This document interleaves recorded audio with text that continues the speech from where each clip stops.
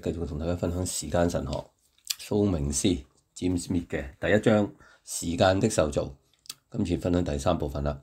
對過去和未來的誤解啊，我哋雖然具有時間性，但唔表示我哋知道點樣睇時間。我哋從現今挖掘嘅僵屍化石，並不表示我哋知道點樣閱讀呢啲象形嘅文字。我哋要點樣轉錄寫喺石頭、砂糖、高速公路、高架橋、都市標誌上嘅字母？唔係每一次同歷史相遇都會帶來正確嘅認知，亦都唔係每一次展望未來都能夠懷抱希望啊！問題唔單止係在於我哋係咪有歷史同未來，或者我哋係咪認知到呢一樣嘢？真正嘅問題係我哋點樣睇我哋嘅過去同歷史。有一種對過去嘅迷戀，係一種刻意嘅遺忘行為，呢個稱為懷舊。宗教團體特別有呢個傾向。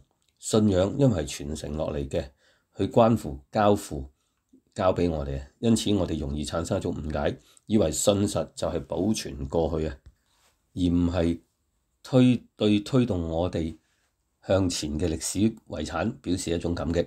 所以懷舊最大嘅問題唔係在於記得啲乜嘢，而係忘記咗啲乜嘢。探險家阿普斯利謝里加勒德佢就咁寫：世界上有好多問題都係記憶造成，因為我哋只係記得一半。我哋苦苦思念嘅過去，其實已經經過篩選、編輯，然後先保存喺我哋嘅記憶脈絡裏邊。就算佢被當作係復興同重建嘅行動命令，亦都係咁樣。每當我哋援引過去作為現今嘅模範，首先要問嘅問題係：咁呢一個係邊一個嘅過去呢？係邊個版本嘅過去呢？所援引嘅過去忽略、遮蓋、刻意遺忘咗啲咩呢？嗰一半被想起嚟，邊一半被遺忘咗呢？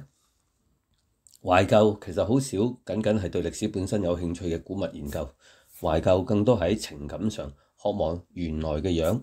呢種懷舊總係阻礙發展。例如有啲懷舊係對青春期過多嘅想念，因此形成對成年生活嘅不滿。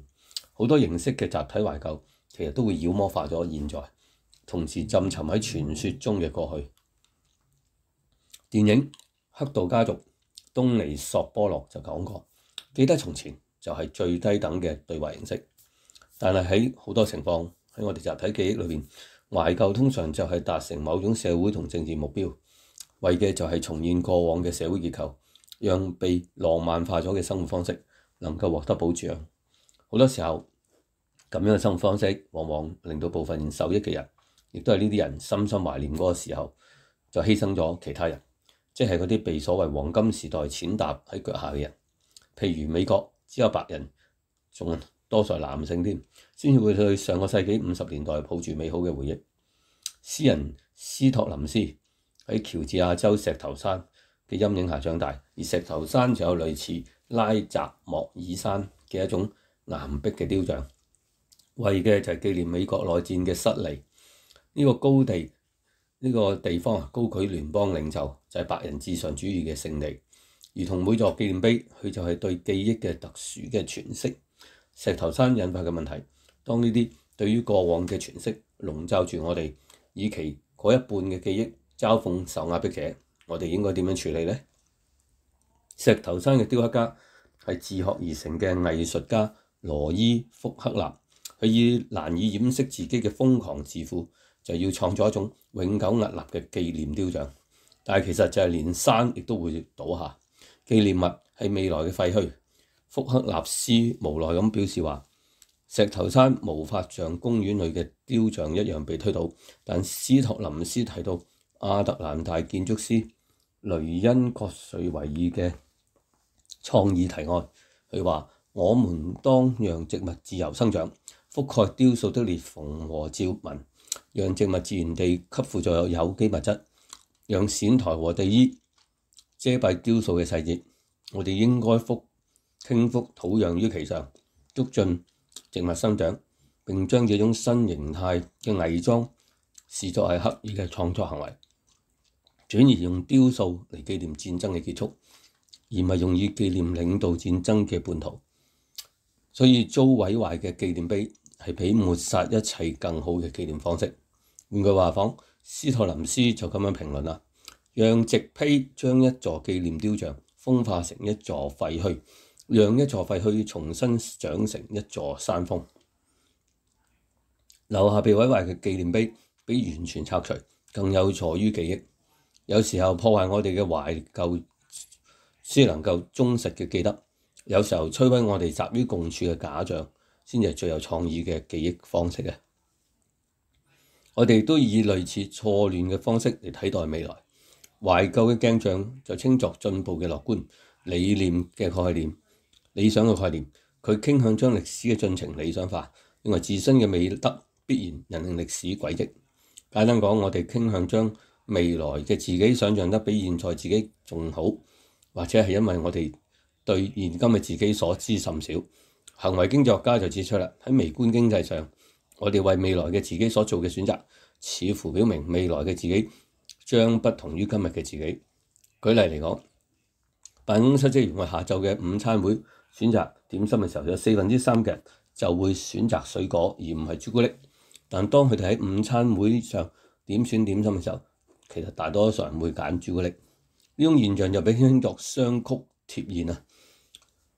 呢個就係人類心理學一種偏見。我哋會將未來同埋未來嘅自己想像成同而家唔同，但係所有證據其實指向相反方向，即係我哋忽視咗自己從過往到而家嘅變化。對未來嘅浪漫主義就如同消極嘅懷舊，嗰唔係盼望，其實係一種傲慢。我哋睇未來嘅另一種錯誤方式，亦都可以稱為末日嘅主義。阿奎那神學家將其簡單形容為絕望嘅惡習，因為喺聖多馬斯嘅分類裏邊，佢係最大嘅罪惡。我哋雖然冇理想化未來，卻將其妖魔化。呢度預期模式主要就係恐懼同驚憂。呢個就係點解面向未來嘅末日主義同埋面向過去嘅懷舊情懷，可以係講一個絕配啦。我哋呢個驚憂未來就被視為一種威脅，歷史嘅走向永遠只會向下。有啲末日主義內容就包括即將來到嘅被提，有啲世俗版本就以氣候危機、政治垮台為表述。而喺令人絕望嘅末日主義裏邊，我哋都係未來嘅受害者，面對已經被決定而且冇得翻轉餘地嘅未來。我哋嘅定睛未來嘅時候，心裏嘅預期同盼望恰恰相反。當神可以使死人復活嘅時候，咁我就連死亡亦都唔係終點啊！復活與饒恕代表未來永遠係驚喜嘅泉源啊！創造歷史亦都吸取歷史教訓。樂評人馬修歐歡思考作曲家托馬斯亞德斯嘅作品，以具有啟發性嘅想法作為一種譬喻。佢話歷史唔係重擔，而係仍然活着、不斷變化嘅堆肥。我哋喺呢堆肥沃嘅生態系裏邊採食、打獵、建造。歷史仍然活喺我哋同我哋社會制度中，因為歷史從未過去。檢測就係喺時間裏邊展現信實嘅核心美德啦。而商民檢測即係分別。而孕育我哋嘅歷史堆肥需要篩選，確實有部分嘅廢料需要捨棄。但有部分過去就被徹底轉化，成為咗肥沃嘅土壤，可以滋養出唔同嘅未來。有啲幼苗已經長成，等待我哋去移植。如果我哋要似以撒迦支派兒子一樣，能夠通達時務呢，就要知道我哋呢啲試在測驗嘅人，都係時間嘅產物。但認識到我哋沉浸喺歷史變遷嘅波折中，只完成咗一半工作，另一半就要知道點樣承接歷史。我哋要點樣處理所交付俾我哋嘅呢部分嘅工作，就需要有慎思明辨嘅能力。我哋可以從德國哲學家黑格爾嘅論述裏邊學到呢個功課。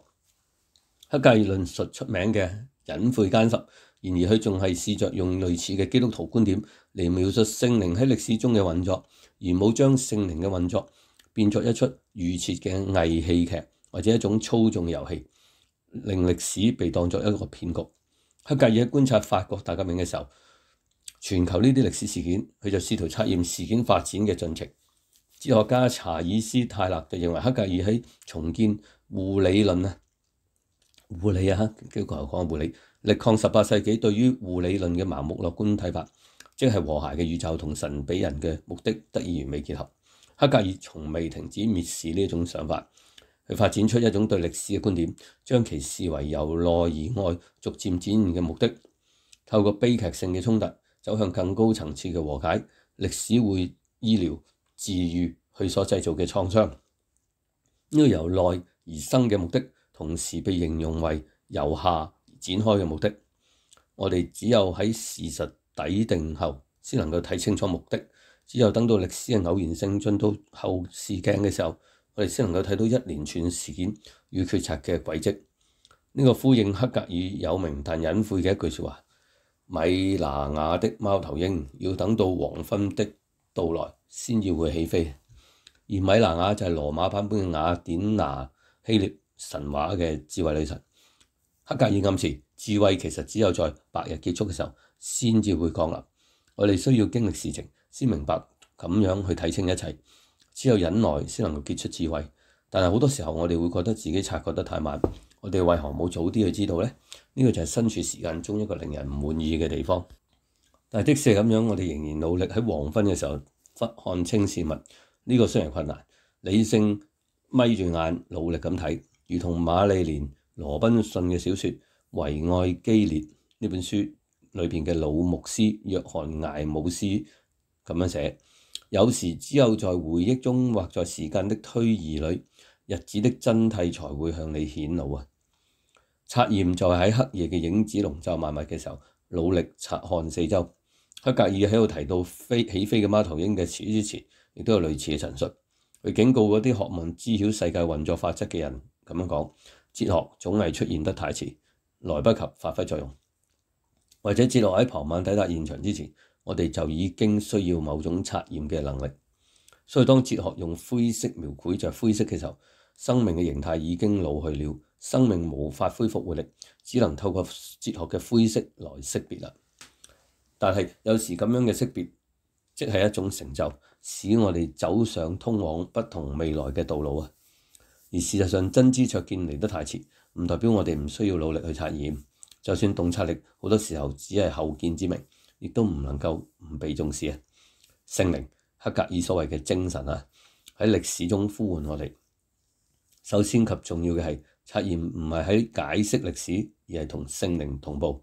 當聖靈喺時間中展開救贖，亦都尋求展現與一致嘅新形態嘅生命。所以查爾斯泰勒就試圖描繪呢一點，佢話對黑格爾嚟講，聖靈嘅行動正在發生，並且人有責任去識別並行動並依其生活。聖靈嘅行動就係我哋應當參與，呢個行動對我哋有一定要求。認識到自己同精神即係聖靈嘅連結，等同在改變自己同埋自己行為。對黑格爾嚟講，信仰嘅轉化就係一切核心。事實嘅改變與意識嘅轉化係交織喺一齊。呢個就係點解喺歷史中進行察驗係我哋重要嘅責任。